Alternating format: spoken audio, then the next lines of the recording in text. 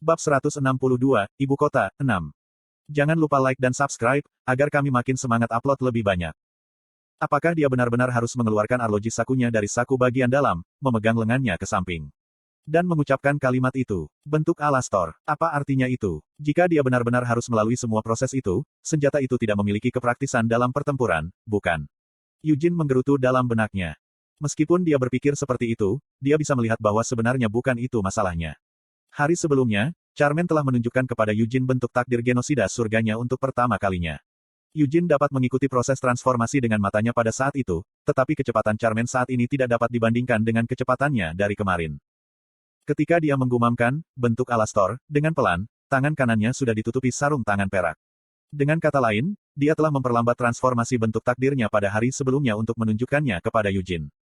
Luar biasa, Eugene kagum ketika dia melihat tangan kanan Charmaine. Destiny Form sebelumnya mengubah jarinya menjadi cakar seperti pisau. Bentuk Alastor adalah bentuk tantangan Heaven Genocide. Penjaga buku jari itu tampak kasar dan tangguh, jelas dirancang untuk menghancurkan lawannya berkeping-keping. Iris dengan santai menangkis serangan dengan senyum bengkok di wajahnya, tapi formulir Alastor Charmaine sudah cukup untuk membuatnya berhenti tersenyum. Matanya sekarang terbuka lebar. Dia berkedip saat melihat tangan kanan Charmaine. Apa yang? Iris bergumam. Apa nama konyol yang baru saja dia gumamkan? Ada apa dengan tinju itu? Segala macam pikiran campur aduk di kepala Iris. Peri gelap berusia berabad-abad ini tampak liar dan bebas, dan cara bicaranya tidak memungkiri kesan itu.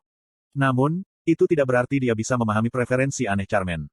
Charmaine juga tidak terlalu peduli dengan persetujuan Iris. Kaki kirinya menjejak tanah tanpa suara, dan Charmaine bergerak maju seolah ada yang mendorongnya dari belakang. Menjaga tinju kirinya di pinggangnya kali ini, Charmaine menarik tinju kanannya ke belakang, dan Eugene bisa mendengar suara mekanis yang berasal dari sikunya. Swoosh!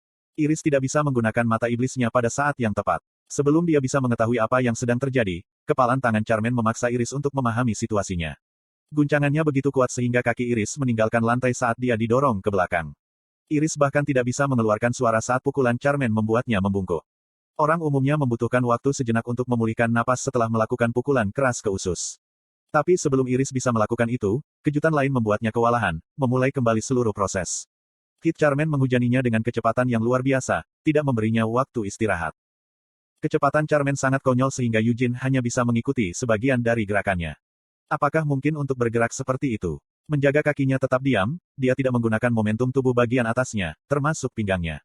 Dia sebelumnya mengepalkan tangan kanannya di pinggangnya, tapi sekarang, tinjunya melayang di udara saat dia terus meluncurkan serangan tinjunya. Selama seluruh proses mengayunkan tangan kanannya bola-balik, Charmaine semakin cepat dan semakin cepat. Mungkinkah dia melakukan semua itu hanya dengan tangan kanannya? Tiupan senapan mesin, Charmaine berbicara saat dia menyelesaikan serangan kombinasinya. Bahkan setelah menyerang Iris berkali-kali sehingga yang terakhir bahkan tidak bisa bernapas, Charmaine tidak kehabisan napas. Suara serangan tinju Charmaine terlambat menyusul. Batuk, Iris menggunakan kegelapannya untuk menghentikan dirinya terbang mundur. Banyaknya serangan per detik yang dia makan membuatnya memuntahkan darah dan potongan ususnya, tapi dia masih utuh. Saat Iris didorong mundur, Eugene melompat ke arahnya. Membelokkan pukulan Iris, Eugene mengayunkan pisaunya ke arahnya. Menggigit bibirnya yang berlumuran darah, Iris memanggil kumpulan kegelapan lainnya. Ketika kegelapannya hendak menghentikan pisau Eugene membuat kekuatan pedangnya meledak. Kemudian, dengan kontrol yang luar biasa, dia menutupi bilahnya dengan kekuatan pedang sekali lagi. Pisau itu hanya sepanjang jari-jari Eugene, tetapi dia tidak kesulitan memutar semuanya dalam tarian yang liar dan kacau. Di depan mata Iris, kegelapannya tercabik-cabik. Meskipun potongan-potongan itu tidak akan hilang, serangan Eugene terlalu cepat untuk dipasang kembali.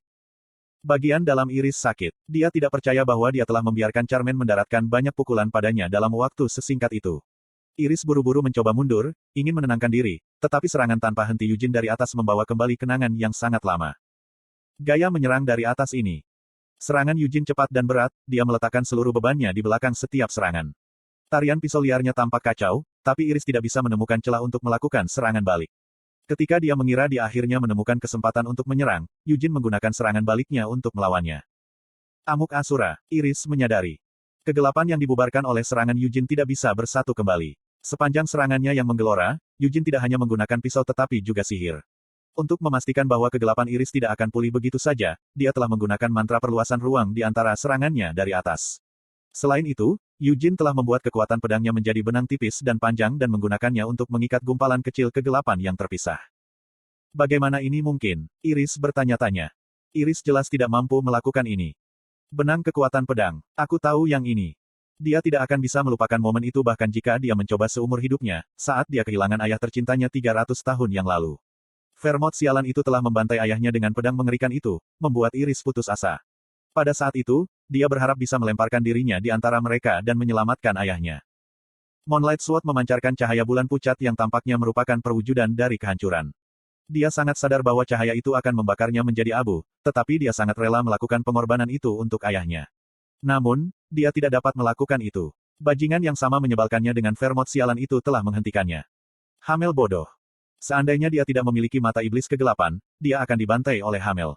Ada kesenjangan besar dalam kekuatan antara Iris dan Hamel. Memang, dia adalah Dark Elf terkuat, Putri Raja Iblis Kemarahan, dan yang disebut Putri Raksasa.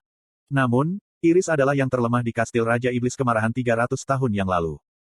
Benang kekuatan pedang terhubung satu sama lain di dalam kegelapan. Eugene memutar karambitnya di sekitar telunjuknya ke punggung tangannya. Saat dia melilitkan benang kekuatan pedang di tangan kirinya, dia terus menyerang dengan cermat dengan metode lain, dia telah memanggil embusan angin kencang, dan nyala petirnya berkobar di sekelilingnya. Tangan kirinya bergerak seperti sedang bermain dengan buayan kucing. Jalan buntu, pikir Iris kaget. Saat benang-benang itu diam-diam mendekati Iris, mereka mengikatnya. Benangnya tampak lemah dan tipis, tetapi cukup tajam untuk memutilasi tubuh begitu menyentuh benang. Seandainya Iris Dark Elf biasa, benang-benang itu akan mengoyaknya. Meninggal dunia. Lusinan garis digambar pada setelan merah Iris, benang kekuatan pedang Eugene telah memotong pakaiannya, melegakan kulitnya di tengah-tengah celah. Itu lembut, tanpa cacat atau kalus. Meskipun kekuatan pedang Eugene telah menyentuh kulitnya, itu hanya menarik tetesan darah dari kulitnya. Dia masih gigih. Eugene menggertakkan giginya. Anak-anak Raja Iblis Kemarahan diadopsi. Alih-alih memberikan kekuatannya melalui darah, Raja Iblis telah menganugerahkan berbagai kemampuan pada anak angkatnya. Demon Eye of Darkness milik Iris adalah milik Demon King of Fury. Raja Iblis juga memberinya tubuh yang sangat tahan lama yang tidak biasa di antara para elf. Kamu keparat. Iris ambruk saat dia mencoba menggoyangkan benang kekuatan pedang Eugene. Pes. Eugene membuat api petir bercampur dengan kekuatan pedangnya untuk menelan Iris utuh, tapi itu tidak cukup untuk membuat Iris kehilangan kesadaran. Kamu adalah anjing Leonhard. Iris menangis. Yah, dia adalah Hamel, yang telah meninggal 300 tahun yang lalu. Dia baru saja bereinkarnasi sebagai keturunan Vermont. Tentu saja, Iris tidak bisa mencapai kesimpulan seperti itu, tidak ada yang mau. Selain itu, Iris tahu bahwa Vermont, yang dibencinya, telah mewariskan gaya Hamel kepada putranya setelah kematian Hamel. Dia juga menyadari bagaimana keturunan putra Vermont terus mewarisi gaya Hamel. Terima kasih atas kesalahpahaman Anda. Eugene berpikir dengan mengangkat bahu secara mental. Tanpa menjawab, Eugene mengulurkan tangannya ke Iris. Api petirnya masih membakar Iris, tetapi sesuai dengan kehendak Eugene, api petir telah mengembun dengan sendirinya, memberi tekanan pada Iris. Charmen muncul dari punggung Eugene. Eugene tidak lagi meragukan kepraktisan genosida surga Charmen. Dia bahkan belum mengatakan perubahan bentuk, tapi tangan kanannya benar-benar berbeda dari bentuk Alastor sebelumnya. Genosida surganya tidak lagi terlihat seperti cakar atau sarung tangan. Itu sekarang menjadi penembak meriam yang berat, menutupi seluruh lengan kanannya. Zineng. Melalui kornya, mana yang tidak dimurnikan di udara terkonsentrasi di lengan kanan Charmen. Wosh. Dia menggunakan formula api putih sepenuhnya. Hanya beberapa orang yang telah mencapai bintang ke-7 formula api putih setelah Great Vermont. Sejak Doines Leonhard meninggal, Charmen Leonhard adalah satu-satunya orang yang masih hidup yang telah mencapai bintang ke-7 formula api putih. Sederhananya, Charmen adalah orang terkuat di Leonhards. Tunggu, apakah dia juga menggunakan api petir? Eugene berpikir ketika dia menyadari apa yang telah terjadi. Bagian dari nyala petir yang telah mengikat Iris juga terkonsentrasi pada penembak meriam besi Charmen. Sirkuit yang terukir di permukaan penembak meriam menyala. Mata Iris bersinar dalam cahaya hitam. Tut. Serangan Charmen berbeda dari sebelumnya. Namun, Iris merasakan keterkejutan yang luar biasa, kegelapannya meledak. Iris telah menggunakan lorong kegelapannya untuk menyebarkan kekuatan serangan Charmen, tapi itu masih kuat. Kejutan menyebar ke seluruh tubuh Iris, mematahkan giginya dan membuat bola matanya pecah. Iris terbang mundur. Charmen telah menciptakan peluang bagi Eugene untuk menyerang, dan Eugene tidak mau melewatkan kesempatan ini. Eugene meraih gagang pedang cahaya bulan di dalam jubah. Saat ini, Eugene melihat kemungkinan untuk membunuhnya dengan Moonlight Sword. Iris terbang menjauh seperti boneka tanpa tali. Hamel telah menang dan selamat saat dia melewati banyak pertempuran 300 tahun yang lalu. Oleh karena itu, dia tahu bahwa kesimpulan yang terburu-buru selama pertempuran sama dengan pedang yang ditusukkan ke tenggorokannya. Melepaskan Moonlight Sword, Eugene memegang Akasha. Charmen telah mengembangkan intuisinya ke tingkat peramal, tetapi tidak seperti Eugene, dia tidak memiliki pengalaman bertahan dalam pertempuran hidup dan mati. Meskipun kekuatan Charmen terhormat, dia menghabiskan seluruh hidupnya di zaman damai, di mana Raja Iblis dan manusia tidak mencoba memusnahkan jenis satu sama lain. Itu sebabnya dia tidak merasakan ada sesuatu yang salah dan hanya bergerak maju. Bentuk ledakan. Dampak raksasa, pikir Charmaine. Konten iklan. Dia tahu serangannya berhasil. Kekuatan serangannya berkurang saat mencoba menerobos penghalang kegelapan iris dan disebarkan oleh lorong kegelapan iris. Tetap saja, dia berhasil menghancurkan jeroan iris. Charmaine melihat peluang kemenangan. Meskipun dia tidak yakin apakah tubuhnya akan mampu menahannya atau tidak, dia tahu dia bisa membunuh putri raksasa jika dia maju beberapa langkah lagi. Pertanyaan tentang apa yang akan terjadi setelah dia membunuh putri raksasa terlintas di benak Charmaine, tetapi dia menyimpulkan bahwa tidak ada yang perlu dikhawatirkan. Putri raksasa adalah orang yang memicu pertarungan. Selain itu, putri raksasa dan tentara kemerdekaan kemarahannya juga menjadi masalah bagi Helmut. Jadi Charmaine tidak masalah jika dia membunuh putri raksasa di sini. Demi kehormatan Leonhardt, Charmaine berpikir dengan sungguh-sungguh. Kehormatan Leonhardt sekarang berada di selokan. Membunuh putri raksasa adalah titik awal terbaik untuk mencabut kehormatan klan dari saluran pembuangan. Berderak. Lengan kanan Charmaine berubah bentuk. Dia benar-benar ingin menyebutkan nama-nama itu, tetapi tidak ada waktu untuk mengucapkannya. Perubahan formulir. Bentuk takdir. Pemutus takdir. Wosh. Dia seharusnya memperpendek jarak antara dia dan Iris, tapi dia semakin jauh dari Iris. Apa yang sedang terjadi? Bukankah aku melangkah maju? Rasa jarak saya semua campur aduk. Mengapa saya terlambat mengetahuinya? Charmaine berpikir dengan bingung. Itu karena dia tidak pernah bisa membayangkan Eugene, yang bertarung di sisi yang sama dengannya, akan menggunakan sihir subruang dan menarik tengkuknya untuk menariknya ke belakang. Mengapa? Sebelum Charmaine bisa membentuk kalimat. Kreaek. Sebuah bola kegelapan pekat muncul di ruang tempat Charmaine mencoba untuk bergerak maju. Kegelapan yang dipanggil oleh Iris semuanya muncul secara tiba-tiba, tetapi Charmaine dan Eugene dapat menghindarinya karena ada tanda yang menunjukkan, mata iblis Iris bersinar sebelum dia menggunakan kekuatannya. Namun, kegelapan muncul tanpa tanda-tanda kali ini. Selain itu, kegelapan saat ini memiliki sifat yang sama sekali berbeda dari kegelapan sebelumnya yang muncul sebelumnya. Charmaine bisa merasakannya meski dia tidak menyentuhnya. Jika dia tidak berhenti, tidak, jika dia terus maju, dia akan mati tanpa menyadari alasannya. Cek, Iris mendecakkan lidahnya dengan ketidakpuasan. Iris telah berhenti terbang ketika dia menabrak kegelapannya, menekuk bagian atas tubuhnya ke belakang. Iris mencondongkan tubuh ke depan, tulangnya berderit. Matanya pecah, jadi rongga matanya kosong. Namun, darah dan kegelapan berputar di rongga matanya yang kosong. Apakah kamu yang beruntung, atau apakah kamu hanya memiliki naluri yang hebat? Iris berbicara, tetapi darah menetes dari mulutnya selama dia berbicara. Kemudian, terkekeh, dia bersandar pada kegelapannya. Itu sangat disayangkan. Aku bisa menghancurkanmu menjadi pai daging jika saja aku sedikit lebih cepat.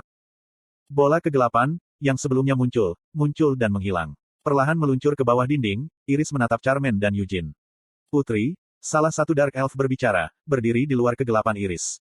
Kita kehabisan waktu. Belum terlalu lama, ini baru 10 menit, kan? Mereka sudah mendekat. Negara ini sangat aman. Iris berdiri, mendecakkan lidahnya. Saat dia berdiri, dia bisa merasakan kakinya sedikit melemah. Tetap saja, dia tidak terhuyung-huyung dan berdiri tegak, menggunakan seluruh energinya yang tersisa. Menarik, pikir Iris. Manusia telah menempatkannya di tempat yang sulit. Manusia lebih muda dari Yagon, 3 iblis bajingan dan Raja Iblis Penahanan. Alih-alih merasa terhina, Iris justru merasa gembira akan hal ini. Merasakan matanya yang lelah, dia berkedip saat dia terkikik. Kemudian, matanya yang meledak beregenerasi, dan giginya yang hancur tumbuh kembali.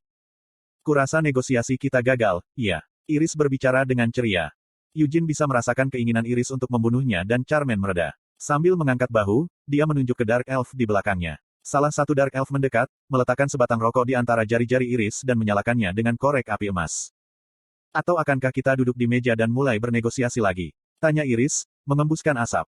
Saya dapat mencoba berbicara dengan penerus Anda jika Anda membiarkan saya membunuh Anda, jawab Eugene dengan tenang. Sulit bagiku untuk mengabulkan keinginanmu. Fury Independence Army berarti sesuatu karena saya, pewaris ayah saya, ada. Para Dark Elf berkumpul di sekitar Iris. Salah satu Dark Elf melepas jaket jasnya dan menaruhnya di bahu Iris karena pakaian Iris sudah sebagus kain sekarang. Eugene Leonhardt dan Charmaine Leonhardt, panggil Iris sambil menikmati asap rokok di mulutnya, memegang rokok yang terbakar dalam sekejap. Mari kita bertemu di bawah sinar matahari, bukan di ruang bawah tanah yang pengap. Saat dia menjatuhkan rokoknya, Iris dan 10 Dark Elf jatuh ke kegelapan di bawah kaki mereka. Menggunakan kegelapan sebagai jalan, semua Dark Elf menghilang dari ruang bawah tanah ini. Dia tidak memiliki kekuatan untuk melakukan ini 300 tahun yang lalu. Eugene memikirkan saat ketika Charmaine hampir dihancurkan oleh bola kegelapan Iris muncul di benaknya. Kegelapan di lantai kembali menjadi bayangan alami, bukan kegelapan Iris. Memelototi bayangan, Eugene tenggelam dalam pikirannya. Ini peningkatan yang mengejutkan, Iris. Anda hanya bisa menembak dan bergerak cepat 300 tahun yang lalu, tetapi sekarang saya melihat bahwa Anda sudah cukup mahir dalam pertempuran jarak dekat. Selain itu, Anda dapat menggunakan kemampuan baru dengan mata iblis Anda. Kamu pasti sudah banyak berlatih untuk menjadi Raja Iblis. Eugene terkekeh sambil mengeluarkan jari telunjuknya dari pisau karambit. Saya beruntung, simpul Eugene. Dia tidak perlu merasa sedih karena gagal membunuh Iris di ruang bawah tanah ini. Sebenarnya, Irislah yang seharusnya merasa tidak enak dengan pertarungan hari ini. Mungkin, dia yakin dia pasti bisa membunuh Eugene dan Charmaine jika pihak ketiga tidak ikut campur. Meski untuk alasan yang berbeda, Eugene juga percaya diri. Faktanya, dia menjadi lebih yakin saat bertarung melawannya, tidak peduli apa yang dia lakukan hari ini, dia tidak akan bisa membunuh Iris. Jika Eugene terus berjuang, dia pasti perlu menyusun rencana pelarian. Namun, Iris telah mundur bahkan sebelum dia mencobanya. Pertarungan mereka singkat, tetapi Eugene telah belajar tentang kekuatan baru mata iblis Iris, dia pasti tidak bisa melakukan semua itu 300 tahun yang lalu. Singkatnya, Eugene telah belajar tentang Iris saat ini, tetapi Iris tidak tahu banyak tentang Eugene. Dia pikir dia membuat pilihan yang bagus untuk tidak mengeluarkan Moonlight Sword, Demon Spear, atau Annihilation Hammer miliknya. Ini akan menjadi keuntungan terbesar Eugene saat berikutnya dia mencoba membunuh Iris. Petik 2. Fiuh. Charmaine mengubah genosida surga menjadi arloji saku lagi. Apakah kamu baik-baik saja? Eugene bertanya sambil melihat lengan kanan Charmaine yang berdarah. Tanpa menjawab, Charmaine menjentikkan jarinya ke arah tertentu, membuat mantelnya terbang kembali ke arahnya. Ketika Charmaine pertama kali memasuki ruang bawah tanah, mantelnya jatuh dari bahunya, tidak mampu mengimbangi kecepatan Charmaine. Petik 2. Kamu membantuku? Charmaine berbicara sambil mengenakan mantelnya. Jangan pedulikan itu. Aku akan mati jika kamu tidak menarikku pergi. Aku ada di belakangmu, jadi aku bisa melihat gambaran yang lebih besar. Hanya itu yang diperlukannya untuk mengetahuinya. Charmaine tidak bisa benar-benar memahaminya, tapi dia tidak mengorek lebih jauh. Dia tidak bisa merasakan lengan kanannya yang terkulai. Oleh karena itu Charmaine mengeluarkan cerutunya dengan tangan kirinya dan memasukkannya ke dalam mulutnya. Petik 2. Lebih ringan, Charmaine tiba-tiba berbicara. Maaf, Eugene bertanya balik. Pemantik emas yang digunakan oleh Dark Elf barusan. Itu mengeluarkan suara ketika dia membukanya. Petik 2. Ah, yup, kata Eugene dengan setengah hati. Aku ingin bertanya di mana dia membelinya. Lady Charmaine, kamu tidak menyalakan cerutumu. Aku mungkin ingin menyalakannya suatu hari nanti, gumam Charmaine sambil berbalik.